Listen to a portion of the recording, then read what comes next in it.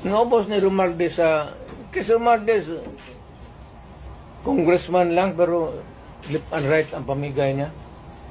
Oh, may tag 5,000 kayo ngayon. Mario Joseph Ginoo Romualdez, oy. Nangawa ka naman sana sa amin. Ang gobyerno na ito, walang project.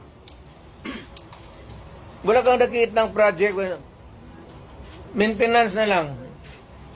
Kasi ayuda, ano yan, akap, ayuda. Tupad. Yun, naubos doon. Bakit nila pinakialaman? Huwag mong pakialaman yan, kaya hindi yan inyo. Saan ang pera namin? Saan ang pera niyan? Ayuda.